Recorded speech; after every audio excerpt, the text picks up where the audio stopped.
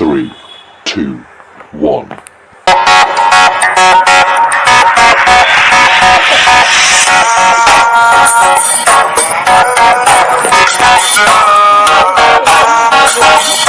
Hello guys and welcome to my YouTube channel. आज हम पढ़ेंगे chapter 3 atoms and molecules. Science का chapter 3 है जिसका नाम है एटम्स एंड मॉलिक्यूल्स। तो एटम होता क्या है? एटम होता क्या है? एटम होता है वो छोटे से छोटा पार्ट जिससे हमारी पूरी ये धरती बनी है। जैसे कोई भी मैटर होता है तो उसमें जो पार्टिकल्स होते हैं ना, तो वो पार्टिकल्स भी जिससे बने रहते हैं उनको हम एटम बोलते हैं। ठीक है, तो जो एटम होते हैं इनको जो खोज थी, इन एटम की जो खोज थी वो हुई थी 500 BC के अराउंड। वहाँ पे महर्षि कंद इंडियन एक फिलोसोफर थे, उनका नाम था महर्षि कंद। उन्होंने बताया कि जो डिवाइडिंग मैटर होता है, मतलब जो मैटर होता है जिसको हम पदार्थ बोलते हैं, अगर हम उससे भी छोटे स्टेज पे जाएं, उसको भी अगर हम तोड़ें और उससे भी और छोटे स्टेज पे जाएं, तो हमें और छोटे छोटे पार्टिकल्स मिलेंगे जिनको तोड़ना असंभव होगा, जिनको और आगे डिवाइड करना असंभव होगा। ठीक है, और उनको उन साइंटिस्ट ने नाम दिया परमाणु। ठीक है, उनको साइंटिस्ट ने नाम दिया परमाणु। ठीक है, अब क्या हुआ कि ये जो उसी टाइम पे सेम एरा में डेमोक्रेटिक्स और लुसिपस, ये दोनों थे जिन्होंने ये सजेशन दिया कि जो डिवाइडिंग मैटर होता है, तो जो उन्होंने भी सेम एरा में यही बोला कि हाँ भाई, डिवाइडिंग मैटर होता है, उसको जब हम और तोड़ेंगे हमें जो पार्टिकल्स मिलेंगे जब उनको हम तोड़ नहीं सकते थे। ठीक है, जो डेमोक्रेटिक्स थे उन्होंने इसको इंडिविजिबल पार्टिकल नाम दिया। ठीक है, जिसका इंडिविजुअल पार्टिकल्स जो थे उनको नाम दिया एटम।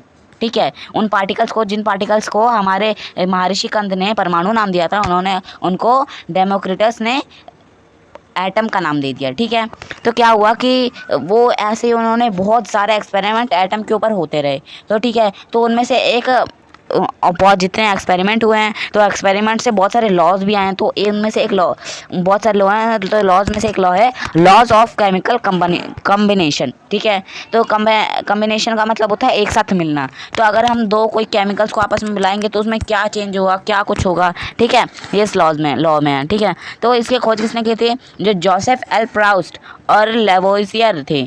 जोसेफ एल प्राउस्ट ये और लवाइजियर, ये दोनों जो लोग थे, इन दोनों ने खोज की थी इसी की। ठीक है, तो अब क्या हुआ कि जब भी कोई केमिकल उन्होंने एक बार ये चीज़ नोटिस की कि उन्होंने क्या किया, एक बहुत बड़े से उन्होंने एक बर्तन लिया। ठीक है, और उसमें कोल डाला, मतलब कार्बन डाला, और उसमें ऑक्सीजन डाल दिया। ठीक है, तो मिलके तो कार्बन डाइऑक्साइड बना। फिर उन्होंने देखा कि हाँ, इसमें जो पहले कोल का मास उन्होंने देखा, फिर ऑक्सीजन का मास देखा, फिर एंड में कार्बन डाइऑक्साइड का मास देखा। ठीक है, तो इन सब का जो मास था, इन कोल, ऑक्सीजन और कार्बन डाइऑक्साइड का जो मास था वो एकदम परफेक्ट था। ठीक है, ये नहीं हुआ कि हाँ कोई केमिकल रिएक्शन हुआ तो उनके मास में ऊंच नीच हो गई। ठीक है, जैसे कोल का जो मास होता है वो होता है 12 यूनिट, ऑक्सीजन का होता है 16 यूनिट। तो आप यहाँ पे खुद ही देख सकते हैं कि जो कोल है, तो कोल का 12 यूनिट ले लिया। अब ऑक्सीजन में O2 है, तो 2 ऑक्सीजन के पार्टिकल है, तो हम 2 बार 16 लेंगे, तो 16 2 जा 32, तो 32 + 12 इक्वल्स टू 44U। और आप कहीं पे भी देख लें, कार्बन डाइऑक्साइड का जो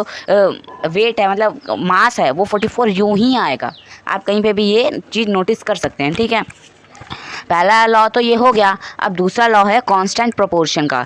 मतलब कांस्टेंट प्रोपोर्शन को हम डेफिनाइट प्रोपोर्शन भी बोल सकते हैं, कि जैसे कि वाटर में हम देख लीजिए कि 2 एटम हाइड्रोजन के और 1 एटम ऑक्सीजन का मिला के क्या बनाता है? वाटर। ठीक है, तो इसमें ये हमेशा कभी ये अलग नहीं हो सकता, हमेशा 1/1 ही रहेगा।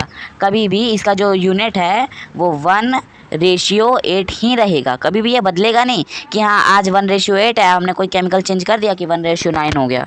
ऐसा नहीं। आप यहाँ पे देख सकते हैं कि हाँ 4 एटम हाइड्रोजन के लिए और 4 एटम ऑक्सीजन के भी ले लिए। अब 2 एटम तो हाइड्रोजन का हम लेंगे तो हाइड्रोजन दुगना हो गया। अब ऑक्सीजन को तो बस 2 ही चाहिए, तो 2 तो उसके एक्स्ट्रा निकल गए ना, लेफ्ट ओवर्स। ये थोड़ी हुआ कि हाँ वाटर में थोड़ा सा और लिक्विड ऑक्सीजन भर गया। ठीक है, ये जैसे हम नीचे वाले में इसमें भी देख सकते हैं कि 6 एटम ऑफ हाइड्रोजन यहाँ पे और 2 एटम ऑफ ऑक्सीजन यहाँ पे हैं, तो इसमें 2 हाइड्रोजन बाहर उड़ गए, हवा में उड़ गए। ये नहीं हुआ कि वो पानी में हाइड्रोजन का लिक्विड बना के वो रह गए, वो हमेशा डेफिनाइट प्रोपोर्शन में ही रहेंगे। ओके, तो ये 2 प्रोपोर्शन मतलब 2 लॉज थे, ठीक है। अब जो एटम आता है, अब हम दोबारा से एटम पे आते हैं, तो हमें तो ये पता है कि atom, you already know that how small the atom and is what it is sub atomic particles are, yet at time it very difficult to imagine how small an atom can be seen now of us can see it। मतलब जो atom होता है वो इतने एकदम छोटे से छोटे पार्टिकल्स को हम एटम बोलते हैं, जो किसी भी केमिकल रिएक्शन में वो पार्टिसिपेट करते हैं, मतलब किसी भी केमिकल रिएक्शन में वो आते हैं, एटम होते हैं वो। ये इंडिविजुअल पार्टिकल होते हैं, मतलब इनको ना बनाया जा सकता है ना इनको डिस्ट्रॉय किया जा सकता है, ठीक है। हम कभी भी एटम को ना बना सकते हैं ना डिस्ट्रॉय कर सकते हैं, ठीक है। वो बस अपनी स्टेट बदल देता है, जैसे अभी हवा है और कंप्रेस करने पे सॉलिड बन जाएगा ऐसे, ठीक है।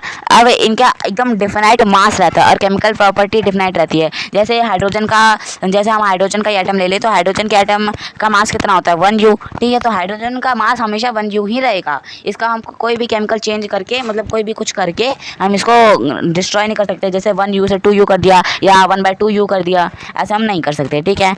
अब जो एटम होते हैं वो एक परफेक्ट रेशियो में आपस में कंबाइन होते हैं और छोटे छोटे कंपाउंड बनाते हैं, ठीक है। और relative number and kinds of atom, ये जो एक जैसे नंबर और काइंड में एटम रहते हैं आपस में कंपाउंड बनाने के लिए, 2 एटम आपस में एकदम परफेक्ट क्वांटिटी में आपस में आके मिलते हैं, ठीक है। अब व्हाट इज़ एन एटम, या मैंने तो आपको बता दिया कि हाँ एटम क्या है, कि एटम सबसे छोटे से छोटे पार्ट हैं जिनको हम बिल्कुल भी नहीं देख सकते। अब अगली बात है हाउ बिग आर एटम, मतलब एटम कितने बड़े हो सकते हैं, ठीक है। तो जो एटम होता है, तो एटम को हम नापते हैं नैनोमीटर्स में, ठीक है। अब नैनोमीटर क्या होता है, नैनोमीटर होता है 1/10⁹ मीटर इक्वल्स टू 1 नैनोमीटर, ठीक है। मतलब 1 मीटर में 10⁹ नैनोमीटर होते हैं, ओके, ठीक है। समझ में आया समझ में, ओके। तो हम यहाँ पे नीचे पे दे रखा है एग्जाम्पल के लिए, ठीक है, कि जैसे हाइड्रोजन के एटम का रेडियस होता है 10⁻⁻10, ठीक है, मतलब 1/10⁻10। वाटर का मॉलिक्यूल होता है, उसका रेडियस होता है 1/10⁹। किसी भी चीज़ में जैसे 10 है तो उस पर पावर -9 लगी है, तो इसका मतलब यही है कि वो 1/, में करके उसकी पावर आएगी, ठीक है। 10/-8 है तो 1/10⁸ होगी, ठीक है। ये हीमोग्लोबिन का है। अब हम यहाँ पे देख सकते हैं एप्पल का जो रेडियस होता है वो होता है 10⁻⁻1। 10⁻⁻1 क्या हो गया 1/10, और ये हमें रेडियस है वो मीटर में दे रखा है, ठीक है। तो हमें क्या आ जाएगा 1/10 मीटर, तो 10 सेंटीमीटर उसका रेडियस होता है एप्पल का। मतलब नॉर्मली जो एप्पल होता है उसका आप अंदाज़ा लगा सकते हो कि हाँ अंदाजे से इसका 10 सेंटीमीटर ये रेडियस होता है। अब बात आई पहचान की, कि हम कैसे पहचानें। जैसे अब भाई कोई कंपनी है तो उसका एक अलग ब्रांड का अलग नाम होता है, अलग उसका वो क्या बोलते हैं सिंबल, वो होता है लोगो रहता है। तो इनका कोई लोगो वगैरह है क्या? यस, इनका भी लोगो है। जो सबसे पहले एक डेल्टन आए थे, जॉन डेल्टन नाम के एक साइंटिस्ट आए थे। उन्होंने क्या किया कि उन्होंने हर एक एटम को, हर एक मॉलिक्यूल को उन्होंने एक वो दे दिया, हर एक एलिमेंट को उनका एक सिंबल दे दिया। जैसे ऑक्सीजन में पूरा सर्कल, हाइड्रोजन में सर्कल के अंदर एक डॉट, नाइट्रोजन में एक दवाई, एक गोल सर्कल के अंदर एक लाइन, कार्बन में पूरा ब्लैक सर्कल, सल्फर में ऐसे प्लस बना हुआ है, ठीक है। ऐसे उन्होंने सबको अलग अलग उन्होंने सिंबल दे दिए, ठीक है। तो जब जॉन डेल्टन थे, ये तो सन 1793 की बात है। तो अब क्या हुआ कि अब इनको ना बहुत उनको कन्फ्यूज़न हो जाती थी और बनाने में भी दिक्कत होती थी कि हाँ इसमें तो जैसे ऑक्सीजन में प्योर पूरा गोला है, हाइड्रोजन में गोले के अंदर डॉट है, ठीक है। मतलब इसको एक, और वो भी ये पूरी जगह में फैला नहीं था। तो लोगों ने क्या किया कि उन्होंने एक सही तरीके से उन्होंने एलिमेंट्स को सजाया, ठीक है, सरवाया, ठीक है। अब क्या हुआ, उन्होंने क्या किया कि एक संस्था है आजकल में कि IUPAC, ठीक है। ये है एक संस्था है जो कि साइंस के जो होते हैं, कोई साइंस के जो लॉज वगैरह होते हैं इन सबको मतलब कुछ देखती रहती है। जैसे इसका फुल फॉर्म है international union of pure and applied chemistry. ये केमिस्ट्री की एक संस्था है जिसका नाम है IUPAC, ओके। अब हम यहाँ पे देख सकते हैं कि ये हाइड्रोजन का एटम है, ठीक है। हाइड्रोजन के एटम का सिंबल था, पिछले हमने देखा कि हाइड्रोजन में तो गोले के अंदर डॉट है, लेकिन इसमें हम देख रहे हैं हाइड्रोजन का सिंबल है H, ठीक है। और इससे मतलब पढ़ने में, याद रखने में भी आसानी होती थी, ठीक है। तो क्या हुआ कि हाइड्रोजन का H, हीलियम का HE, ठीक है। अब वो जो सिंबल थे वो उन्होंने क्या किया कि एलिमेंट के नाम के ऊपर ही रखने शुरू कर दिए। लेकिन कुछ एलिमेंट होते थे, कुछ ऐसे एलिमेंट होते थे जिनका जो नाम रहता था वो उनके नाम के ऊपर नहीं, बल्कि वो किस जगह पे उनकी डिस्कवरी हुई है, वो जैसे हम सिल्वर और गोल्ड को ही ले लेते हैं, ठीक है। सिल्वर और गोल्ड जिस जगह पे सिल्वर और जो गोल्ड थे वो जिस जगह पे वो उनको खोजा गया उस नाम का उन्होंने रखा। ठीक है, अब पोटेशियम का हम देख लेते हैं। पोटेशियम कहाँ गया, यहाँ पे ये रहा पोटेशियम। इसका नाम में कहीं पे भी के नहीं है, लेकिन तभी भी इसका सिंबल के है। ऐसा क्यों हुआ? क्योंकि ऐसा इसलिए हुआ कि पोटेशियम का जो नाम है, ठीक है, तो उसका ग्रीक वर्ड में उसका नाम होता है कैल्कियम, KALIUM, कैलियम। ठीक है, तो उसी से इसका नाम ले लिया गया। ठीक है, अब हम यहाँ पे देख सकते हैं कि बहुत सारे हैं जैसे क्लोरीन, तो उसमें Cl, जिंक, Zn। ठीक है, तो उसमें कुछ कुछ ऐसे भी करते थे ना कि एक वर्ड छोड़ के, एक लेटर छोड़ के, जैसे जिंक में ZINC है तो इसमें I हटा दिया, Zn इसका वो रख दिया सिंबल का नाम। ठीक है, और हमेशा याद रखिएगा कि हीलियम है तो H आगे वाला हमेशा बड़ा होगा और उसके बाद सिंबल में जो उसके पीछे लिखा होगा वो हमेशा छोटा होगा, स्मॉल लेटर में होगा। ठीक है, अब हमारी वीडियो यहीं पे ख़त्म होने जा रही है। ये वीडियो का टाइम लेंथ तो बढ़ ही गया है। हमारी यहाँ पे स्लाइड्स भी ख़त्म हो चुके हैं। होप करता हूँ आप मेरे चैनल को लाइक कर दीजिएगा।